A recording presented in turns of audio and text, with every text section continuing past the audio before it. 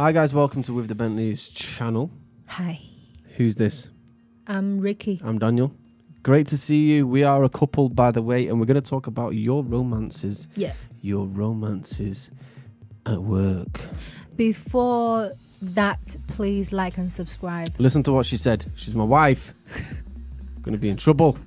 Yeah, we're married for 5 years now. Right, so workplace romance. You've got yourself in a workplace romance, or you're thinking about it, aren't you? You dirty, dirty devil. Right.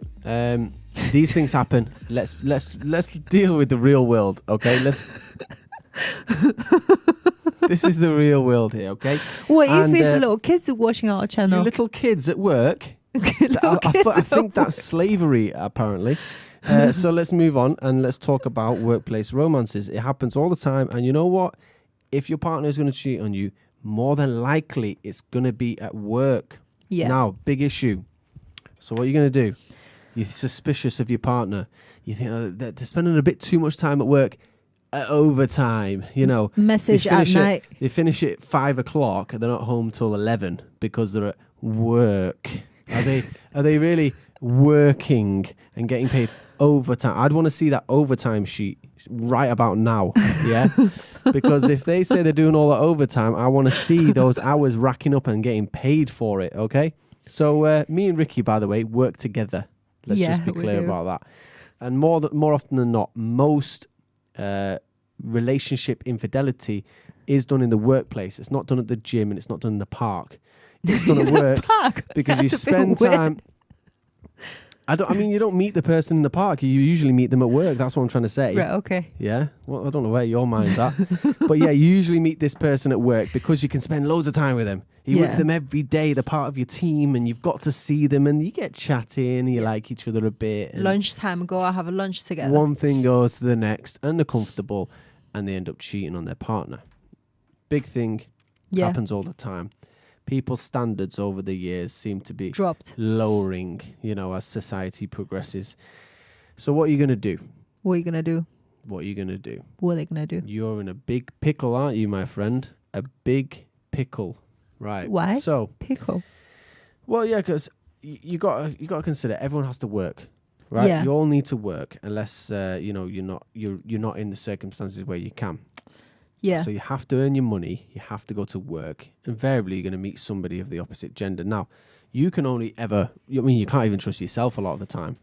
But the most person you can trust yourself more than you can trust somebody else, can't you? Yeah, because the other person is in control of their actions. You're in control of yours. Makes sense? Mm-hmm. So you have to have a measure of trust in your partner. Now, this is something I think on a regular basis you should sit down and chat to your partner about. A regular basis. Regular basis? Yes. Well, it saved us a lot of hassle by working together then. Every few months, you have a chat about how's work, have you met anyone, you know, blah, blah, blah. Right. And if you see that your partner has been messaging a guy called John, but then when you talk to them about it, no John to be seen. Right. Yeah. And they're not being open and honest about that person they've met, red flag. But don't you think if you just spying your partner all the time is you're eyeing them all the time is quite a tiring life to live? It's tiring, but it's the world we live in. Can it be you could just live in dreamland world and say, oh, they'll never cheat me, I trust them 100% and live in dreamland world, and the next thing it happens, doesn't it? Right, okay. Huh? So then what are you going to do? So after they chat about it, then what they should do? You can't trust anybody at all. Ever. Yeah, that's the rule. I see what you mean. Yeah. But everybody... If you're with your partner and they're hiding that John person, you can't trust them. Right? Don't trust them! Whoever you do. I think everybody is allowed to make mistakes because nobody's perfect.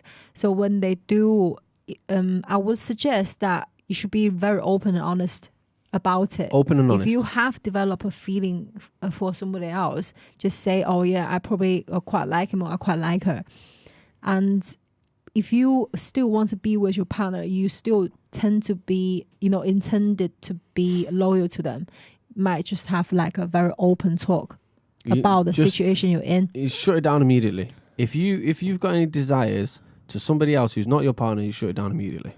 Yeah. Otherwise, the next step is it's going to happen and happen and happen until eventually you're going to cheat on your partner. So, can't be done. Yeah, then you probably go down that route like quite far, Can't be doing it. And then you make a habit of it because your standards have dropped. So, no, red flag, big red flag. You don't want to have any dishonesty in your relationship. It's going to crush it. It's going to ruin it. And the last thing you want is the partner to cheat. It'll probably ruin your relationship. Especially when you have 3 kids together, then that'll be a nightmare. Imagine you've got 3 kids, partner cheats, you hate them. The last thing you want, I mean, it depends on what happens with the circumstance. But take our advice. Our advice is sit down, have regular chats, make sure the relationship's still well and strong. If you're not having those chats, something's wrong with your relationship. Yeah. Simple as that. Yeah, you've got to talk to each other quite a lot. Have chats. Make sure everything's going well. And look out for any of those red flags I mentioned about. Until next time. Bye-bye.